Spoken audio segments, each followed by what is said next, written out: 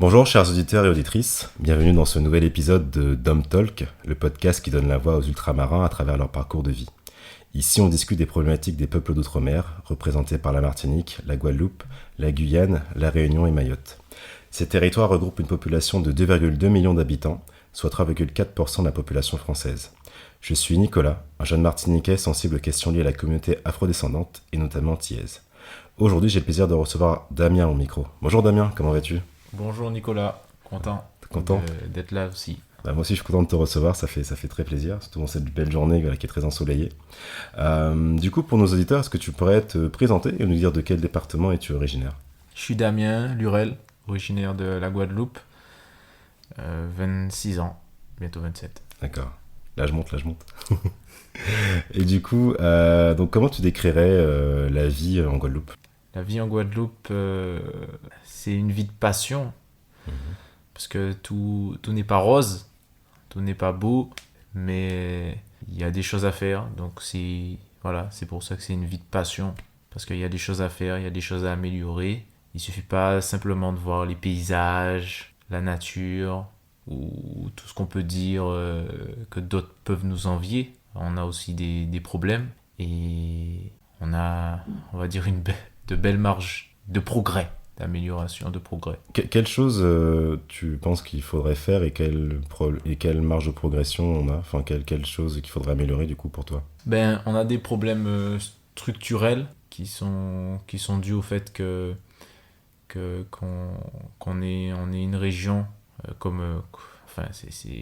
on remarque qu'il y a la même chose un peu dans d'autres territoires d'outre-mer, il y a les mêmes difficultés. On est une région dépendante sur pas mal d'aspects, dépendante de l'Hexagone, dépendante de décisions, dépendante de financement. Et pourtant, on a des ressources. Pourtant, en fait, on s'accroche à cette dépendance-là, alors que à côté, on a des ressources, on a des moyens de ne plus avoir cette dépendance, en fait, en vérité. Les solutions, elles sont sous nos mains. Sauf que le schéma, le fonctionnement, l'organisation de chez nous amène toujours à cette dépendance. Alors qu'en fait, il y a d'autres options. Il y a d'autres options pour ne plus avoir cette dépendance et pour gagner en autonomie, en résilience, être plus fort dans notre service de soins, dans notre système de santé, dans nos transports, la distribution de l'eau, par exemple, l'énergie. Il y a moyen d'avoir moins de dépendance.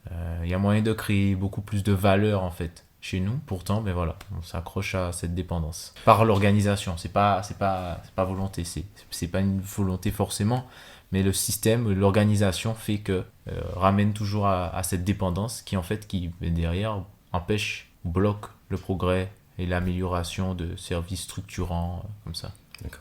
Quand tu parles de dépendance, c'est à quel niveau ? C'est au niveau économique, au niveau politique, au niveau social ? Quelle est la dépendance et par rapport à qui ? Alors déjà, dépendance politique par rapport à la prise de décision. Les prises de décision, au final, on voit bien en ce moment dans la crise Covid, quand le préfet il dit c'est fermé, c'est le préfet qui dit. Donc c'est soit au niveau du préfet, pour ceux dont le préfet a la capacité, ou soit directement en haut de Paris, qui est objectivement, factuellement, physiquement, géographiquement complètement éloigné de nos réalités, sur bien des aspects, ils peuvent pas avoir conscience de quelle est la réalité de la Guadeloupe à Paris, c'est pas possible. On peut pas avoir conscience de la réalité, Donc politique, parce que les décisions en fait sont pas prises par les Guadeloupéens. Politique, pouvoir, économique, parce qu'on a économique qui rejoint de toute façon le social, puisque l'économie c'est aussi la société. L'économie c'est la relation entre les hommes aussi. Donc économie parce que 80% de tout ce qu'on consomme est importé. Et est importé où ? Depuis l'Hexagone.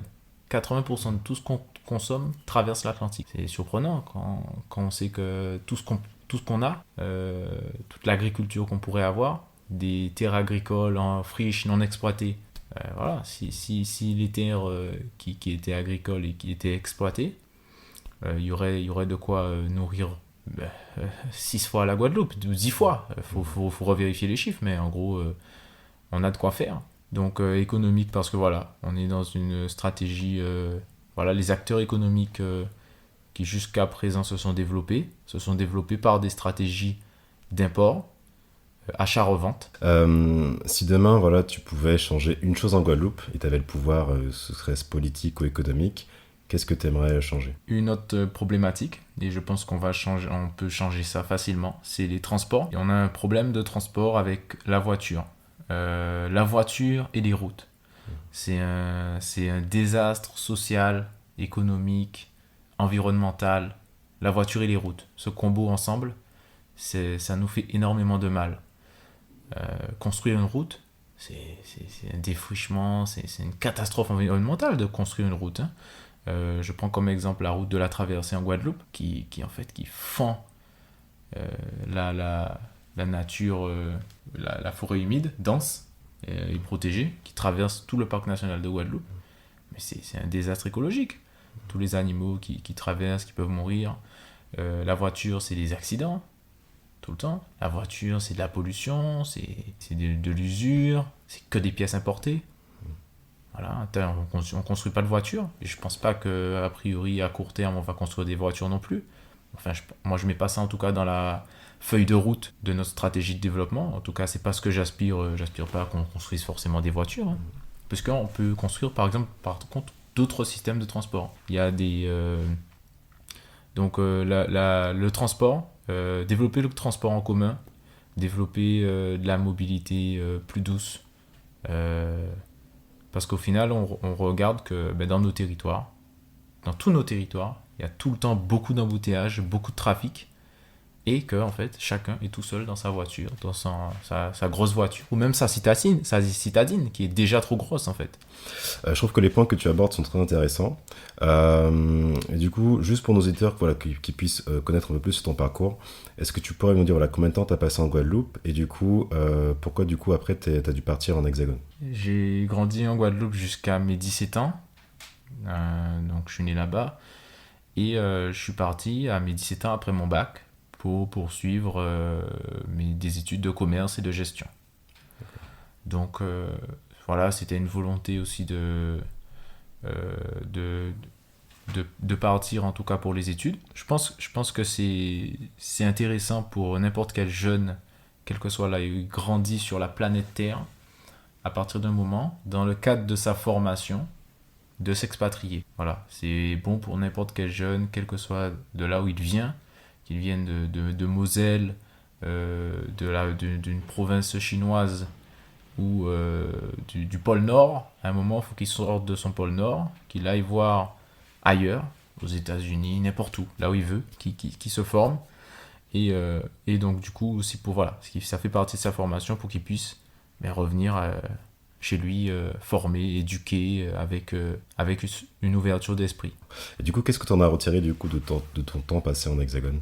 Beaucoup d'apprentissage, hein, beaucoup de rencontres, voilà, des cas pratiques. Bon, moi j'ai fait des études de commerce et gestion, donc des stages, des rencontres.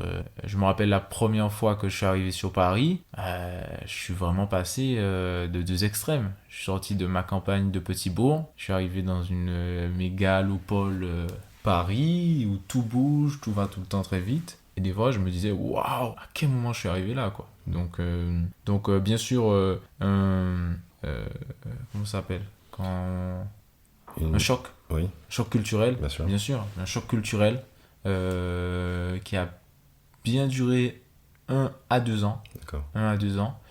Et je considère que j'ai fini mon choc culturel, à titre personnel. Je considère que mon choc culturel est passé à partir du moment où j'ai commencé à avoir des amis qui n'étaient pas antillais ou ultramarins. Ok, d'accord. Ouais. Ok. Juste qu'on puisse se rendre compte, du coup, tu dis que du coup, tu as grandi à Petit-Bourg. Petit-Bourg, c'est combien d'habitants à peu près? Environ. À l'échelle de la France, si on compare, c'est quand même une bonne commune. C'est environ 20 000 habitants, je crois. Okay. Petit-Bourg, donc il y a plein de communes, parfois en France, qui sont plus connues que ça et qui ont moins d'habitants. D'accord. Donc, mais bon, ça reste quand même de la campagne. De la campagne et de la nature sauvage. Petit-Bourg, c'est là où il y a le parc national, justement. Donc, ça reste une commune très boisée. Voilà. D'accord. forêt dense parfois. Ok. Donc t'es passé de 20 000 habitants à 12 millions d'habitants en Île-de-France, quoi. Donc, Aussi, voilà. ça aussi. fait... Voilà. ok. Oui, par contre, La par trans- rapport à Paris, ça c'est clair La transition est, voilà, d'accord, je comprends. voilà, c'est Et clair. est assez importante. Mais du coup, tu disais que tu as rencontré du coup des... C'est à partir du moment où tu as rencontré des amis qui n'étaient pas ultramarins que ton choc culturel s'est fini.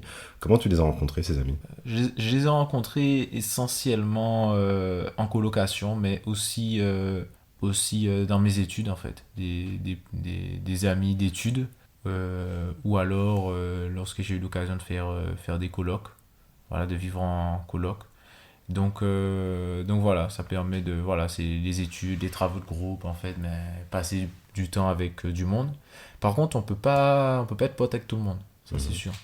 C'est pas nous hein, qui voulons pas. Hein. C'est que tout le monde veut pas être pote avec toi quand tu viens de ces endroits-là. C'est pas intéressant. D'accord. Alors, est-ce que tu dirais que c'est une question de personnalité? Parce que des fois, tu sais, il y a des gens, peu importe d'où ils viennent, c'est juste que ça ne matche pas en termes de caractère. Mais là, tu dis, enfin, est-ce que du coup, est-ce que tu dirais que c'est parce que vraiment tu étais de Guadeloupe, du coup, ça a créé déjà un fossé entre les gens que tu rencontrais ici, enfin, les hexagonaux? Oui, enfin, il y a des gens qui ont la chance d'avoir une ouverture d'esprit. Voilà, mais et puis il y a quand même une grande majorité de personnes qui n'est pas attirée par ce qui est différent et qui va plutôt regarder de loin, voilà, de loin ou de haut pour se sécuriser, pour pas sortir de sa zone de confort. Donc, est-ce que tu dirais que tu as été victime de discrimination ou de racisme? Bien sûr. Est-ce que tu pourrais nous en parler, hein, enfin, nous donner un exemple d'une situation que tu as vécue? Après, peu de racisme en face en fait, hein, mais en tout cas beaucoup de racisme latent. Bon, allez, une citation un peu toute bête, hein, rien d'extra. Donc c'était, voilà, j'étais avec un groupe d'étudiants en commerce aussi, et en fait on jouait au ping-pong. Et donc, voilà, on joue au ping-pong à tour de rôle, on doit être trois garçons, une fille, et à un moment, il y en a un qui fait sortir la balle. Donc la balle, elle sort, elle va dans un pot de fleurs à côté. Et la fille qui dit, ah, ah, ah, laisse-le aller récupérer, il est de la Guadeloupe, il y a des fourmis, il connaît déjà. Voilà. D'accord. Ok. C'est intéressant comme réaction. D'accord. Voilà. D'accord. Et comment tu réagis face à ça? Tu souris, tu dis que ça se fait pas. Comment tu réagis? Je dis, je me rappelle plus vraiment, je veux dire, mais il n'y a pas de fourmis chez toi, ou je sais pas, il n'y a pas que des fourmis chez moi, ou je sais plus, je me rappelle plus exactement de ma réaction. Mais en tout cas, c'est vrai que c'est toujours parmi les. C'est ce genre de première confrontation dont on se souvient, c'est peut-être pas les plus graves, hein, mais de toute manière, le pire, c'est le racisme un peu latent, quoi. Un peu enfoui, pour les entretiens d'embauche, etc. Où en fait, visuellement, on rassure moins. D'accord. Donc on t'a fait sentir que, enfin, tu sentais que ton profil était, enfin, ton faciès, ta couleur de peau était un frein à l'obtention d'entretien, en tout cas de poste. On est plus excentrique. Et le monde professionnel, il veut de la norme, Ok. souvent. Ok. Alors, bien sûr, il y a la tendance à l'innovation, etc. hein. Il y a des entreprises qui arrivent à avoir cette ouverture d'esprit-là, cette diversité. En vérité, d'ailleurs, c'est prouvé que les entreprises où il y a le plus de diversité raciale aussi et ethnique, ce sont des entreprises qui innovent. Hein. Ça a été prouvé. Mais oui, c'est un frein. Mais c'est quelque chose de latent dont parfois les gens qui te reçoivent en entretien sont même pas conscients.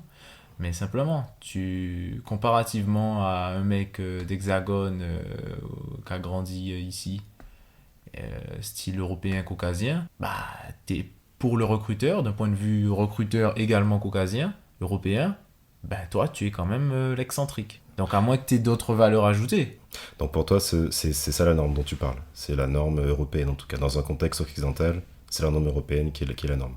Chacun met sa norme là où il veut. C'est à nous aussi de mettre notre norme, peut-être. Parce que eux, ils ont leurs normes. Ils ont grandi avec des repères. Nous aussi, on a nos normes. Voilà. Le tout, c'est de s'adresser aux bonnes personnes et aussi de manière générale. Après, faut pas non plus trop se victimiser en fait. C'est des choses un peu normales quoi en fait. Hein. C'est normal. Hein. On va toujours vers celui qui nous ressemble, hein, quelque part. Hein. C'est pas... voilà, il y a des choses, il y a des choses qu'il faut combattre. Il y a des préjugés graves hein, qu'on peut combattre. Mais c'est normal aussi d'aller vers celui qui nous ressemble. Et surtout, ce que je voulais dire, c'est que de manière générale, pour nous, il faut qu'on fasse toujours plus d'efforts qu'un autre. Parce que voilà, justement, à CV équivalent, à compétences équivalentes, à, je dirais, personnalité équivalente, ben, voilà, un ultramarin ou un métissé ou quelqu'un qui est issu de la diversité, mais en général, n'aura pas la priorité. Voilà, ça a été prouvé, reprouvé, bon, on n'a pas besoin de faire de schéma. Et donc, du coup, il ne faut pas être égal. Il faut pas être égal, il faut être au-dessus. Il faut avoir quelque chose en plus. Il faut pouvoir proposer une valeur ajoutée, un dynamisme, voilà, quelque chose en plus pour la personne en face. Donc c'est sûr, il faut qu'on fasse 2 fois plus d'efforts, faut qu'on soit meilleur pour arriver au même résultat. Comment tu as vécu l'éloignement avec ton île et comment tu as gardé le lien avec la culture guadeloupéenne? Pas facile au début l'éloignement. Pas facile au début l'éloignement, surtout dans les 2 premières années aussi. Surtout dans les 2 premières années où j'avais pas encore bien passé mon choc culturel. Donc c'était difficile. En plus, quand on a le rythme de l'école, on rentre en même temps que tout le monde. Ou du moins on peut rentrer en même temps que tout le monde. Ça veut dire que les billets d'avion, c'est un bon prix aussi. Donc ça veut dire que parfois on va se priver de rentrer parce que ça coûte trop cher, parce qu'on veut quand même, voilà, on préfère économiser cet argent-là. Donc c'était particulièrement difficile à ce moment-là. Ensuite, comment j'ai vécu au loin l'éloignement avec chez moi, ben, heureusement maintenant on a la technologie, donc on peut appeler la famille, etc. Alors, voilà, il y a WhatsApp, donc on arrive à avoir tout le monde. Et sinon, ben, c'est avec les amis, aussi en diffusant un peu notre culture aux autres. Quand on a pu, on va dire, se faire des amis d'ici ou qui sont d'ailleurs, de manière générale, hein, de mon point de vue, quand on a pu se faire des amis qui viennent d'ailleurs, quel que soit d'où, hein, qui viennent de Chine, de Russie, voilà, j'ai des amis russes, j'ai des amis chinois, etc., mexicains, etc., etc., ben, quand on a pu se faire ces amis-là, eh ben, on peut diffuser aussi, parler de notre culture. J'ai été dans des associations comme des associations de promotion comme Jeunesse Outre-mer, comme aussi Transit Créole, voilà, donc comme aussi le réseau DMJ, dispositif média jeune. Donc ça permet aussi, voilà, de parler de sa culture, de cuisiner, de faire des événements, de faire des podiums, faire des tournois de belote, des apéros un peu sur les outre-mer, voilà, donc on peut faire aussi toutes ces choses-là qui réconfortent, hein, qui au final sont naturelles, hein, quand on le fait, on se dit pas que ça réconforte, hein, mais au final ça réconforte. D'accord. Ok, je suis content. Du coup, tout à l'heure, tu disais que voilà, pour toi, tout jeune qui a la possibilité de partir, se former, il faut qu'il en profite, mais qu'aussi qu'il doit voilà, rapporter ce savoir dans son territoire. Du coup, est-ce qu'actuellement, tu as des projets en rapport avec la Guadeloupe? Oui. Aujourd'hui, j'ai créé ma société qui s'appelle carrétropical.fr, qui a pour objectif de diffuser et de proposer des produits à haute valeur culturelle, à haute valeur identitaire, avec un marquage créole, avec un marquage, voilà, des Outre-mer. Et donc, avec Carré Tropical, on a créé d'ailleurs un jeu de société qui s'appelle Fond l'Esprit Coco. Et donc, c'est un jeu sur les légendes des Outre-mer, les légendes créoles, sur la culture de chez nous, où on retrouve nos normes, on parlait des normes tout à l'heure, on retrouve nos normes, notre paysage, nos valeurs, notre environnement. Et donc, l'idée aussi, c'est de proposer ça à des jeunes qui sont issus de ces territoires-là pour que, voilà, ils puissent voir que dans le paysage, des œuvres, etc., qu'on peut leur proposer, ben, ils ont aussi quelque chose de chez eux. Ça veut dire que chez eux, c'est référencé, c'est standardisé, ça fait partie de choses officiellement bien. D'accord. Comment t'es venue l'idée de créer ce jeu? Ben, à force de jouer à des jeux qui viennent d'ailleurs, en fait. C'est-à-dire qu'on est, ben justement, on est fan, nous, Antillais ou ultramarins, hein, de manière générale, de tout ce qui vient d'ailleurs. On adore jouer avec des jeux où il y a des dragons, où il y a des loups-garous, où il y a des elfes. On adore les mangas, etc. Voilà. et tiens, et chez nous. Non, vous n'avez pas un truc qui vient de chez nous. Donc voilà, l'idée c'était de proposer quelque chose qui est de chez nous, avec nos valeurs, notre culture, parce qu'en vrai, en termes de... Si on creuse un petit peu dans les histoires et les légendes qui existent chez nous, c'est exceptionnel. En fait, en termes de richesse, vous allez comparer, euh, voilà, vous allez comparer un soukounian avec, je dis n'importe quoi, avec un elfe. Je sais pas, mais l'histoire du soukounian, quand même, elle est beaucoup plus complexe, elle est beaucoup plus riche, elle est beaucoup plus imagée. Donc, Ouais. donc en fait, D'ailleurs, qu'est-ce qu'un sous-cognon pour nos auditeurs? Parce que pour les non-initiés, les non-guadeloupéens, ceux qui ne sont pas des Antilles, je pense que c'est un mot inconnu. alors Donc, le est-ce que tu pourrais nous soukounian, dire qu'est-ce qu'est un sous-cognon? c'est la légende d'une boule de feu, d'une bête de feu en fait, d'une bête de feu volante, qui grimperait à l'arbre fromager et qui en fait voilà, s'envolerait au-dessus et parcourrait les champs de canne à toute vitesse, voilà, à la recherche de victimes dont il pourra sucer le sang, etc. Et donc le soukounian, pour faire ça, pour se transformer en boule de feu, déjà, il va pas pouvoir rester humain. Donc il va falloir qu'il enlève sa peau. Il en va enlever sa peau humaine avec tout un procédé, voilà, tout un rituel magique, voilà, que peu de personnes connaissent, hein, bien sûr. Hein, c'est pas quelque chose qu'on trouve facilement. Et il va laisser du coup sa peau humaine dans son arbre fromager. Et il faudra absolument qu'il revienne, qu'il trouve sa victime et qu'il revienne avant le lever du soleil, avant les premières lueurs du soleil, parce que sinon il va finir brûlé, le souvenir. Donc voilà, bon, ça c'est une légende parmi tant d'autres, mais on a énormément de légendes chez nous qui ont une richesse, qui ont une image, etc. On a Beta Moïbé, on a le Dorlis, on a Maman de l'eau, enfin on a énormément de contes et de légendes qui composent notre culturel et notre immatériel. D'accord. Et du coup, si on veut jouer à ce jeu, comment on fait? Et bien pour jouer à fond l'esprit coco, pour découvrir, eh ben, on peut commander son jeu sur le site carré-tropical.fr, carré-tropical.fr, simple. Et voilà, donc on peut commander son jeu et ça arrive directement chez soi. Voilà. D'accord, ouais, c'est parfait. Mais du coup, tu parlais, tu disais que les Antillais, voilà, ils aiment beaucoup des fois, enfin, ils aiment beaucoup jouer à des jeux qui viennent de l'extérieur. Mais du coup, est-ce que tu dirais qu'il y a un manque de jeux spécifiquement antillais? Qu'est-ce que tu en penses de ça? Oui, il y a un manque de jeux spécifiquement antillais ou afro-descendants ou voilà, mais pas que le jeu. Il y a un manque de représentativité dans les jeux, mais dans les dessins animés. Je pense que les dessins animés, il y a un gros travail à faire dans les dessins animés. Parce que les gamins, qu'est-ce qu'ils regardent quand ils sont petits? Ils regardent des dessins animés. Alors bon, on a déjà mangé du Lucky Luke, hein, j'adore Lucky Luke. Hein. On a mangé moi je regardais Lucky Luke, je regardais... comment il s'appelle l'enquêteur là?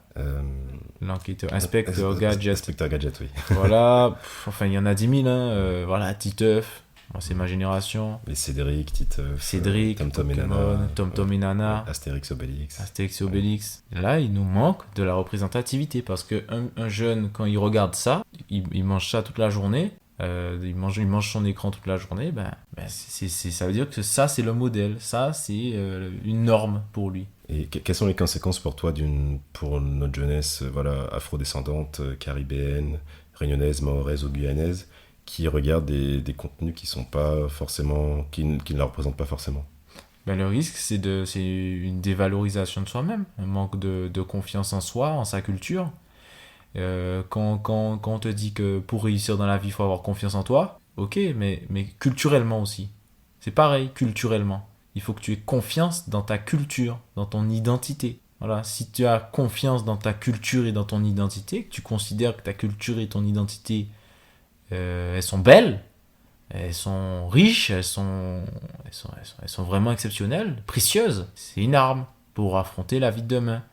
Pour affronter peut-être des remarques genre ah il y a plein de fourmis chez toi, voilà, donc voilà, donc c'est ça qui est important, de donner ça aux jeunes qui arrivent pour que demain ça soit un bagage, qu'ils soient fiers de ce qu'ils ont chez eux, même en termes de savoir. On a un savoir, on a des connaissances dans la campagne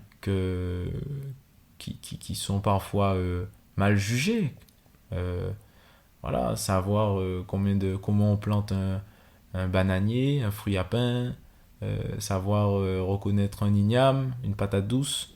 Euh, je suis désolé, mais on a un problème aujourd'hui, c'est que les jeunes de chez nous ne savent pas ça. C'est grave. Est-ce que tu dirais que tu as toujours eu cette conscience de la valeur de ton identité et de ta culture? Ou c'est quelque chose que tu as construit? Comment... Négatif, on peut pas en avoir conscience au début. Non, non, il faut justement aller voir à l'extérieur. Voilà, je pense qu'aussi c'est ça que m'a apporté mes études, ma formation, mes voyages. C'est une prise de recul, prendre du recul, comparer, analyser. Tiens, tu débarques à Paris, tiens, il y a des grands bâtiments partout. C'est bizarre, chez moi, à Pointe-à-Pitre, s'il y a un bâtiment qui fait 5 étages, c'est exceptionnel. Pourquoi il y a des gratte-ciel ici? Pourquoi tout brille? Et pourquoi chez moi, ça brille pas? Voilà, donc il y a tout ça qu'il faut. Je dis pas que j'ai envie que ça brille chez moi, hein. Non, c'est pas l'idée, c'est pas de faire la même chose qu'eux, mais pourquoi parfois on a des retards de développement. Et donc c'est en prenant du recul, en analysant, en connaissant un peu son histoire, en regardant la lutte de certaines grandes personnes, Nelson Mandela, etc. Voilà, donc c'est aussi en étudiant ça, en s'informant sur l'actualité, sur la politique. Voilà, voilà, je pense qu'on prend du recul et on voit que ce dont on manque, et là où on peut progresser. D'accord. Donc pour toi, c'est en partant, donc en quittant son chez-soi qu'on prend conscience de sa valeur, de la valeur de nos territoires. Ah, ça c'est sûr, c'est sûr, c'est sûr. Enfin, c'est difficile, enfin bon, il y en a qui ont eu aussi la bonne éducation, hein, qui ont eu la bonne éducation, qui ont réussi, parce que bon, on vit dans un monde connecté, donc on peut avoir l'information, tu peux avoir toute l'information en étant en Guadeloupe, à Mayotte, etc., hein, tu peux avoir toute l'information depuis là. Mais te confronter à d'autres cultures, à d'autres personnes, aussi que chez toi ça te manque, qu'après tu reviennes, il y a le choc du retour aussi, hein, quand tu reviens chez toi. Donc tu reviens chez toi, ah tiens, dans mes souvenirs c'était pas comme ça, ah tiens, j'avais peut-être un peu idéalisé chez moi, ok, maintenant je repars encore, je vais ailleurs, tiens, je me remets en question encore, tiens, je reviens encore chez moi. Donc aussi c'est finalement aussi un petit peu ces va-et-vient qui te permettent aussi de faire ton analyse, de voir, de prendre conscience en fait. D'accord. Et du coup, que penses-tu du retour au pays? Que ce soit en Guadeloupe, en Martinique, Guyane, Mayotte ou Réunion? Je pense que c'est la clé vers plus de résilience, de progrès de nos territoires. C'est-à-dire que si aujourd'hui, dans tous nos territoires, dans toutes nos régions d'outre-mer, les jeunes qui sont formés, ils sont ailleurs. Parce que justement, comme on vient de le dire, finalement, ça fait partie aussi du processus de formation, d'études, de formation, pas forcément diplôme, hein, de formation intellectuelle, que d'aller ailleurs. Et en fait, aujourd'hui, là, nos jeunes et ceux qui sont formés, c'est-à-dire qui ont moyen de faire progresser les territoires, ils sont dehors. Donc en fait, si ces gens-là, ils reviennent, eh ben, c'est que comme ça qu'on pourra progresser. Il faut que ces gens-là, ils reviennent.